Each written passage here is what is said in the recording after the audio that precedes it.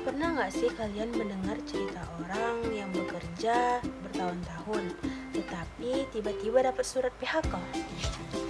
Tapi tenang, kalau kita paham hukum ketenagakerjaan, PHK itu bukan berarti akhir dari segalanya. Baik, jadi di video kali ini saya Afna Febria Silky dengan NIM 2313040004 akan menjelaskan tentang pemutusan hubungan kerja atau PHK, pesangon, dan kompensasi. Stay tune!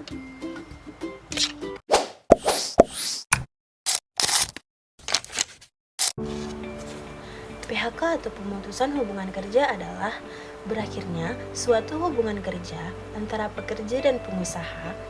Artinya, kewajiban dan hak kedua belah pihak juga selesai.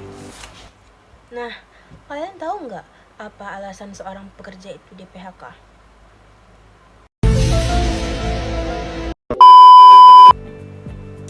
Alasan seseorang pekerja itu di PHK, misalnya kontrak habis, pekerja resign, perusahaan ditutup, pelanggaran berat, atau sudah diputuskan oleh pengadilan. Tapi PHK itu bukan sembarangan, ada banyak dasar hukum yang mengaturnya. Di antaranya itu ada Undang-Undang Nomor 13 Tahun 2003, ada Undang-Undang Cipta Kerja Tahun 2020, Peraturan Pemerintah Nomor 35 Tahun 2021, dan aturan terkait hubungan industrial lainnya.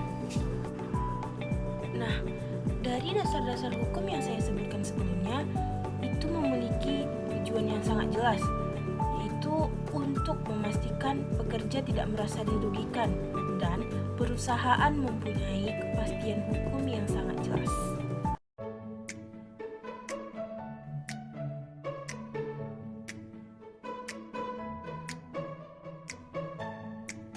Nah, baik, selanjutnya kita memasuki materi pesangon, yang dimana di animasi sebelumnya itu dijelaskan tentang seorang pekerja yang di PHK lalu ia meminta pesangon. Baik, di sini saya akan menjelaskan tentang pesangon. Pesangon adalah uang yang diberikan perusahaan kepada pekerja yang di PHK. Besarnya itu tergantung pada masa kerja. Di bawah 1 tahun itu 1 bulan upah, 1 sampai 2 tahun itu 2 bulan upah, 2 sampai 3 tahun itu 3 bulan upah, di atas 8 tahun itu 9 bulan upah.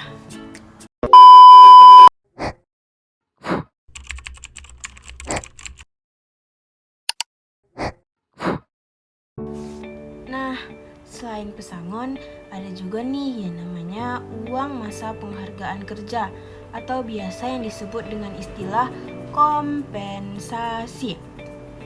Ini biasanya diberikan kepada pekerja yang sudah memasuki minimal 3 tahun bekerja. Nilainya 2 sampai 10 bulan upah, tergantung lamanya ia bekerja. Dan ada juga nih yang namanya uang penggantian hak, seperti cuti tahunan yang belum diambil, biaya pulang, dan hak yang lain yang tertulis di dalam perjanjian kerja.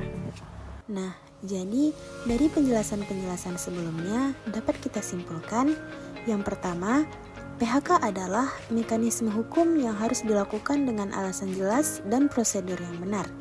Yang kedua, pekerja berhak menerima pesangon, uang penghargaan masa kerja, dan penggantian hak. Yang ketiga, kompensasi adalah balas jasa pekerja selama bekerja, baik finansial maupun fasilitas. Keseluruhannya bertujuan menjaga hubungan kerja yang adil, harmonis, dan menguntungkan kedua belah pihak.